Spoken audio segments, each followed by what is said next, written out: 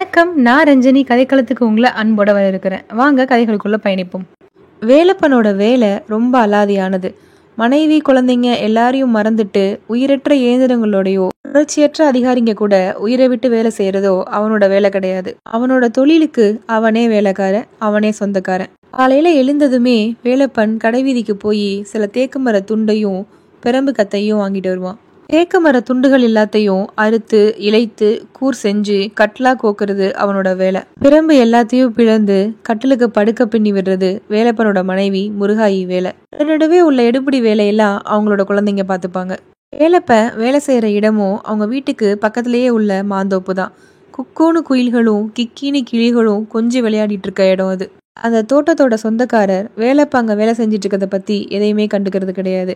ஏன்னா சம்பளம் இல்லாம அவனோட தோட்டத்தை வேலப்பன் காவல் காத்துட்டு இருப்பான். வேலைக்கு நடுவுலயே ஊர் பேச்சு, உறவினர் பேச்சு, காதல் பேச்சு, ஊடல் பேச்சுன்னு எல்லா பேச்சும் நடக்கும். ஆனா கைகள் மட்டும் வேலை பார்த்துக்கிட்டே இருக்கும். பெரம்ப பிளப்பா முருகாயி, பின்னி விடுவா முருகாயி, கண்ணத்தை கிள்ளி போனா கைய தள்ளுவா முருகாயி அப்படின்னு நடுவுல பாட்டு வேற பாட ஆரம்பிப்பான் வேலப்ப. ஐய மூஞ்ச பாரு மூஞ்ச அப்படின்னு உள்ளத்துல விருப்பத்தோடையும் உதட்டுல வெறுப்போடையும் அவனை பழிப்பா முருகாயி. கேட்டு கொஞ்சமாவது வேலப்பனுக்கும் கோவம் வரணுமே, சிரிப்பு தான் வரும். மாலை நேரத்துக்குள்ள அவங்க எப்படியாவது 4 கட்டில்கள் செஞ்சிருவாங்க. வேலப்ப 2 தூக்கி தன் தோள் மேல வச்சுக்குவான். முருகாயி 2 கட்டில தூக்கி தன் தோள்கள் மேல வச்சுக்குவா.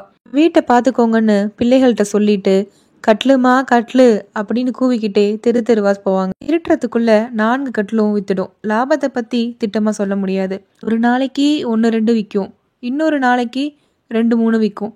சில நாள் விற்கவே விற்காம கூட இருக்கும். சில நாள் 4மே கூட வித்துரும். லாபத்தை வச்சுக்கிட்டு காரு பங்களான்னு வாழலைனாலும் அவங்க பசி இல்லாம வாழ்ந்தாங்க.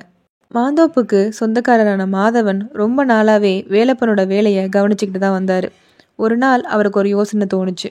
அந்த யோசனையோடையே அவரு வேலப்பனை நெருங்கி, என்ன வேலப்பா, தினசரி இப்படி வெயில்ல வேர்க்க விறுவிறுக்க வேலை பார்க்குறியே, உனக்கு சிரமமா இல்லையா அப்படின்னு கேட்டாரு.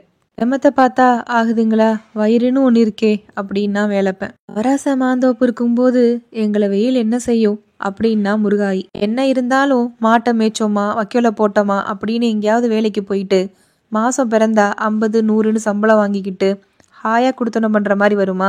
உன்னோட உன் மனைவியும் கஷ்டப்பட்டுக்கிட்டு உன் குழந்தைங்களும் கஷ்டப்பட்டுட்டு சாயங்காலம் ஆனா தெரு தெருவா நீங்க போய் வித்துக்கிட்டு என்ன சுகம்தான் கண்டீங்க? வேணும்னா முருகாய 1 மாசம் நிழல்ல விட்டுப்பாரு, அதுக்கப்புறம் நீ அவளை விட்டுட்டு அந்தண்ட போக முடியாது அப்படின்னு விஷமத்தோட சொல்லி சிரிச்சாரு மாதவன். முருகாய்க்கு வெக்கம் பிடுங்கி திணிச்சு. அவ போங்க சாமி அப்படின்னு சொல்லிக்கிட்டே சிரிக்காம சிரிச்சா. என்ன பண்றது சாமி, எனக்கு வேற வேலை ஒன்றும் தெரியாதே, கட்டில கட்டிக்கிட்டு அழதான் தெரியும் அப்படின்னா வேலை. இப்பதான் மாதவனுக்கு சந்தர்ப்பம் ஆச்சுது. அப்படின்னா நான் ஒன்று சொல்றேன் கேட்குறியா அப்படின்னு ஆரம்பிச்சாரு. உங்க வார்த்தையை கூட நான் தட்டுவேனாங்களாங்க? நீயும் கொஞ்சம் பணம் போடு, நானும் கொஞ்சம் பணம் போடுறேன். 2 பேருமா சேர்ந்து இதே இடத்துல இந்த மாந்தோப்பை அழிச்சிட்டு ஒரு அழகான கட்டடம் கட்டலாம். சம்பளத்துக்கு வேண்டிய ஆட்களையும் வச்சுக்கலாம். கட்டில வேண்டிய அளவு உற்பத்தி செய்யலாம். எல்லாத்துக்கும் பூச்சி பூசி வார்னிஷ் அடிச்சு சூப்பரா செய்யலாம். விலை எவ்வளவு கூட்ட முடியுமோ அவ்வளோ கூட்டிக்கலாம். அவள மாதிரி யாரும் கட்டில் செய்யக்கூடாது அப்படின்னு சர்க்கார் மூலமா உத்தரவு வாங்கிக்கலாம். இந்தியா முழுக்க ஏஜென்ட்டுகளை நியமிச்சு கட்டில்களை அனுப்பி வைக்கலாம். கிடைக்கிற லாபத்தை 2 பேரும் சமமா பங்கு போட்டுக்கலாம்.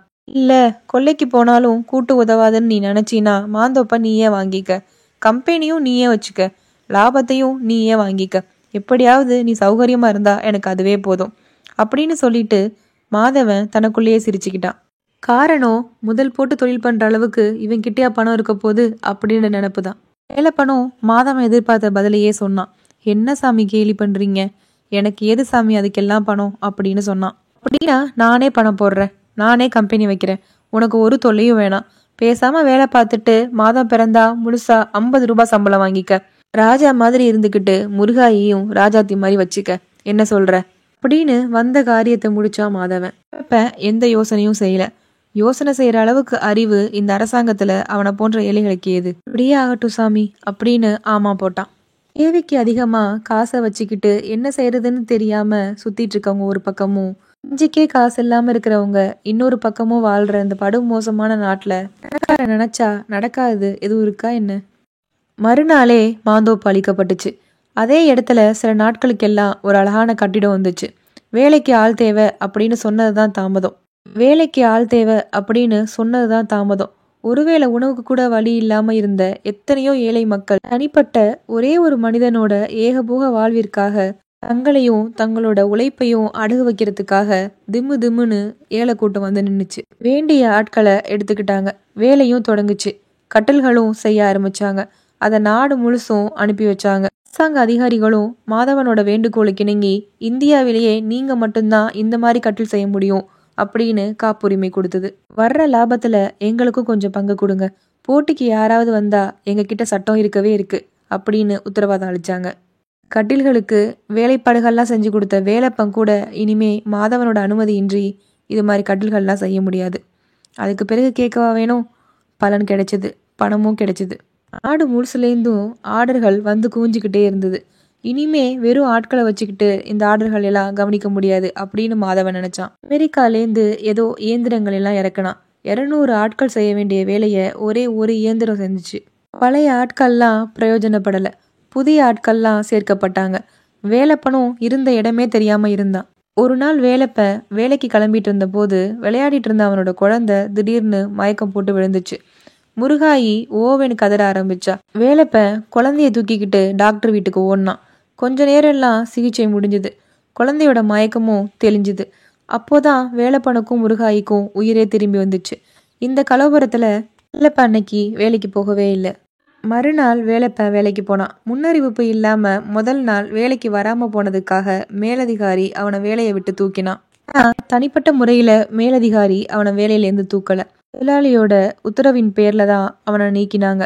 அவனை அப்படி நீக்கியதற்கு அன்னைக்கு அவன் வேலைக்கு வராதது மட்டும் காரணம் இல்லை, வேறொரு காரணமும் இருந்தது. அது இதுதான். பெருமைக்கு ஆசைப்படாத மனுஷன்தான் யாரு? ஒருத்தரும் கிடையாது. அதுக்கு வேலப்பன் மட்டும் விதிவிலக்கா என்ன? அவன் முதலாளி இவ்வளவு பெரிய மனிதனானதுக்கு தான் தான் காரணம் அப்படின்னு தன்னோட வேலை பார்த்தவங்க கிட்ட அடிக்கடி சொன்னதை மாதவன் கேட்டுட்டு இருந்தான். அவன் அப்படி சொல்லிக்கிட்டு இருக்கிறது அவனுக்கு சுயமரியாதை இல்லாம போன மாதிரி இருந்தது. அதனால என்ன செய்யறதுன்னு தெரியாம சந்தர்ப்பத்தை பார்த்து காத்துட்டு இருந்தான். இதெல்லாம் தெரியாத அப்பாவி வேலப்பன் தன்னோட மேலதிகாரி வேலையிலேருந்து நீக்கிட்டாங்க அப்படின்னு நினைச்சு முதலாளியை பார்க்க போனான். என்னடா அப்படின்னு கம்பீரமா கேட்டான் மாதவன். வேலப்பன் விஷயத்த சொன்னான் ரொம்ப தாழ்மையா. மேலதிகாரி சொன்னதுதான் அப்படின்னா மாதவன். வேலப்பன் தலையில இடி விழுந்த மாதிரி இருந்தது. இதுக்குத்தான் நான் செஞ்சிட்டு இருந்த வேலையை கெடுத்தீங்களா அப்படின்னு கேட்டான் மனசு நொந்து. அவ்வளவுதான், மேஜை மேல இருந்த மணி டங்குன்னு ஒழிச்சுது. வாயில்ல உட்காந்துட்டு இருந்த காவலர்கள் வந்து வேலப்பனை வெளில தூக்கிட்டு போனாங்க. கழுத்தை பிடிச்சு வெளில தள்ளினாங்க. அதே சமயத்துல எங்கேந்தோ பாரதியாரோட கவிதை ஒண்ணு காத்துல மிதந்து அவன் காதல விழுந்தது.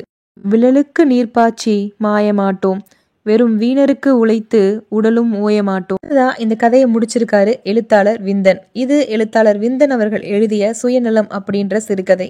பெரும் முதலாளிகள் தங்களோட தொழிலாளர்களோட உழைப்பை எல்லாம் உறிஞ்சி எடுத்துட்டு எப்படி அவங்கள தூக்கி போடுறாங்க அப்படின்றத ரொம்ப அழகா சொல்லியிருப்பாரு. இது வியாபாரிகளுக்கும் பொருந்தும். ஒரு பெரும் பணக்காரர் தன்னோட வியாபாரத்தை ஆரம்பிச்சு பொருட்களோட விலையெல்லாம் ரொம்ப கம்மியா வச்சிருப்பாரு. லாபம் எல்லாம் பெரும் பணக்காரருக்கு போக ஆரம்பிக்க சிறு வணிகர்கள் நஷ்டமடைந்து கடையை மூடுவாங்க. சிறு வணிகர் கூட்டம் முடிஞ்ச பிறகு வியாபாரி தன்னோட பொருட்களுக்கெல்லாம் திருப்பியும் விலையை அதிகப்படுத்துவாரு. மக்களையும் சிறு வணிகர்களையும் முழுசா மென்று தின்னு முழுங்கி ஏப்பம் விட்டுடுவாங்க. இதுதான் இப்ப நம்ம நாட்டிலேயே நடந்துட்டு இருக்கு. அதைய பத்தின உங்களோட கருத்துக்களை கமெண்ட் பாக்ஸ்ல தெரிவிங்க. மீண்டும் ஒரு நல்ல பதிவோட உங்களை சந்திக்கிறேன். நன்றி.